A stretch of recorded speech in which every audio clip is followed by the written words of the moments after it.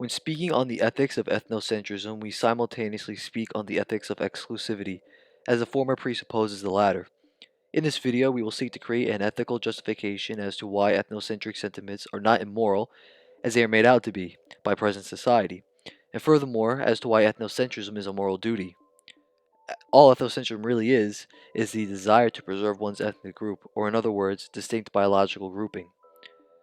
We take no issue with this when it comes to animals, for instance. When a species of bird is going extinct, we put tons of effort to prevent that animal from going extinct because we value the distinct type of animal which exists. We believe it ought to exist. Why not extend the logic given to the value of distinct animals to the value of distinct human beings? If anything, preserving the value of distinct human beings should be prior to animals, as we are of higher value.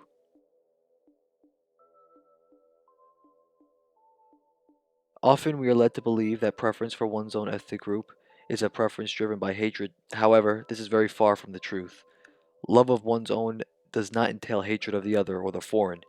In particular, preference for one's own, as opposed to an equal preference with the other, does not entail hatred for the other. Let us look at an analogy. When a mother prefers her own child and loves her own child more than other children, this in no way entails that the mother hates other children, which are not hers. As a matter of fact, she may very well be kind and caring toward other children. However, she will put her child first and love him to a greater and fuller extent than any other child.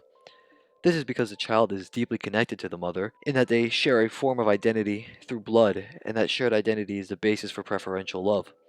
One may argue that the basis for the love of the child by the mother is that the mother has connected deeply with the child, and makes the love special in this sense.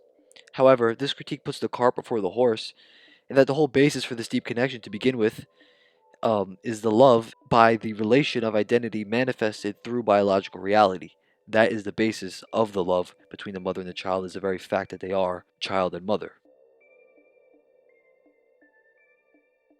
The existence of other groups is not an issue for the ethnocentrist. To the contrary, the existence of other groups gives value to the existence of specific groups, as their identity becomes unique and special, as it is only something exclusive to them, and thus truly, since nobody else but this specific group can possess a certain ethnic identity, it gives more meaning to the existence of that ethnic group. This is why a proper ethnocentrism does not hate the other, but respects the other, as the other brings contrast to one's ethnic identity, making one's own ethnic identity more valuable, as it becomes something exclusive and particular to them.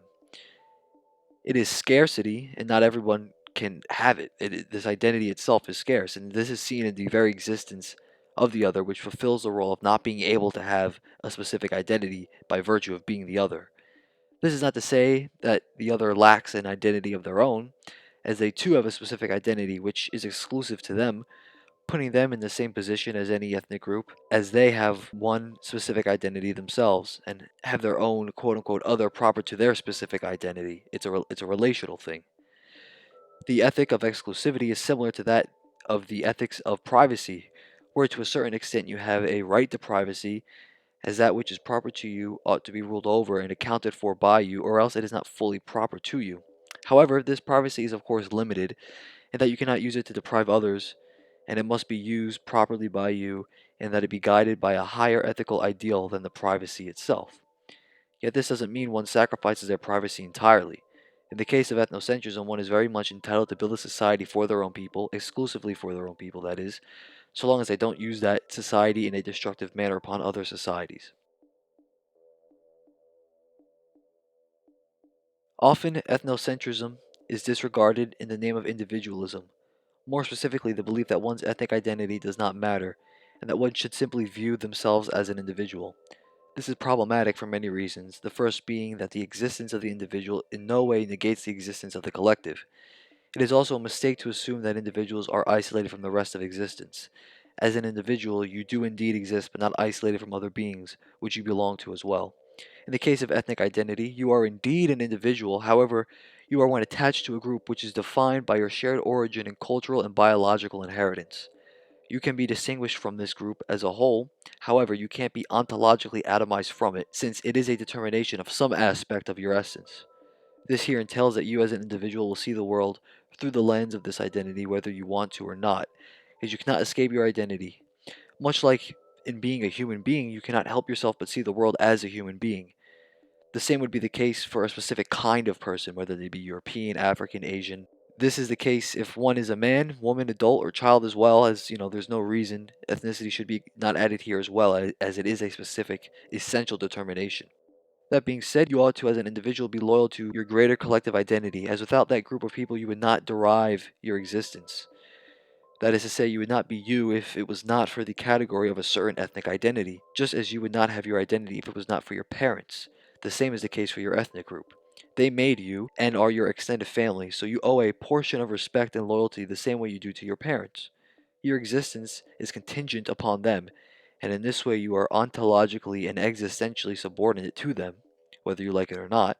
To not be loyal or respectful to this greater group of which you belong to is in a way to be disloyal and disrespectful to oneself, as this group is a reflection of your own identity and you a reflection of its identity. To disrespect this group identity is in turn to disrespect oneself as it is proper to you.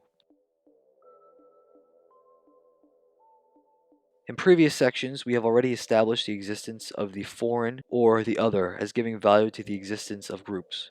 Multiplicity of identities makes each of the identities valuable as they possess something the other identities cannot possess.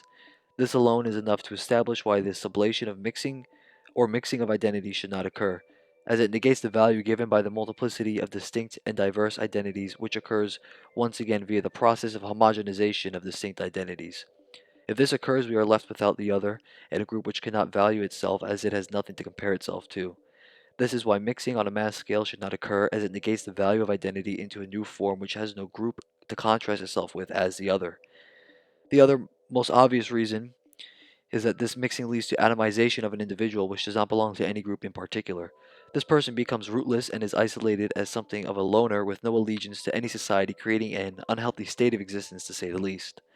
It is true that this individual may be able to learn and connect with two ethnic identities or more, but this can never be full, as they will always still be the other and outside any identity but their own atomized and isolated one. They may be able to connect with some amount of groups that make up their identity, but this always will be a narcissistic endeavor and never be one of real collective union and relation with ethnic groups at large. One may try and argue that the merging of ethnic groups on some extent creates a quote-unquote bridge between groups, and while this may be possible, it will more than likely either result in the following: the creation of a new other, that is to say, new ethnic group, or conflict. In the former, the creation of the new other will not create a bridge, but rather just a new identity that will be its own thing and distinct from both of its components, not truly relating to either one, as it is not either one itself. In the latter, it will create conflict, as the distinction between groups is often unreconcilable without some form of sublation, which neither will wish to sacrifice. From a theological perspective, one may argue that God put humanity into groups in order to have humanity know one another, and in order to know, you must be distinct from what is being known, and this is why a multiplicity of individuals exist, as well as groups, so that way humanity can know one another and have a exterior ontology of which there is to know. Mixing would negate this opportunity for one to get to know humanity, because the lack of the other would negate a ontology to be known. Finally, an objection must be addressed, which is that we should accept the disappearance of distinct ethnic groups as it is quote-unquote inevitable. Firstly, this notion of it being inevitable is arbitrary and unjustified. There is no logical reason such a thing must and will occur. Even if it has occurred in the past, this does not mean it will, should, or must occur necessarily. Secondly, this is a logic of suicide if one takes it to its logical conclusion. Let us use an analogy for individuals once again. If I, as an individual, am inevitably going to die one day, I should just end my life now instead of waiting. This logic is absurd, as yes, whilst, this is true, and this is a real inevitability, there is nothing wrong with wanting to survive and doing what you can as a person to prolong your survival, and the same applies to groups. The same applies to groups even more as to an individual, I would say, because with the individual, yes, your own death is inevitable, but with the group, you as an individual may die, but the group may very well still continue living on. So there is a reason there to actually try and continue the existence of the group, more so because there is a uh, more of a chance of actually continuing into existence than in the case with an individual. So in a way, one could argue that the group survival is more important than the individual, as it is less inevitable the group will die than the individual. Here we have argued throughout this video for the validity of the ethics and metaphysics of ethnocentrism. We have touched on the nature of human relations and the ethics derived thereof. Two final things must be said to conclude. Firstly, the notion that ethnic groups do not exist because they came into existence is fallacious and absurd, as something coming into being does not mean that thing does not exist or have a real essence. Me and you both came into being, yet we both exist precisely because we came into, or rather out of being. Simply because groups exist as the product of other groups does not mean the current groups do not exist, and nor does it mean that simply because we are the product of other groups, we must follow in the footsteps of their dissolution and try not to survive as a group. Me and you are the product of people who came into being and left being. Yet it doesn't follow we shouldn't try and survive simply because those who came before us did not survive. Finally, one does not really need to justify why they ought to exist to anyone in the first place, and this applies to ethnic groups as well. The burden on proof is on those who state our existence is not valid to demonstrate why this is the case, since they are the ones here trying to argue against us for the very fact of being us.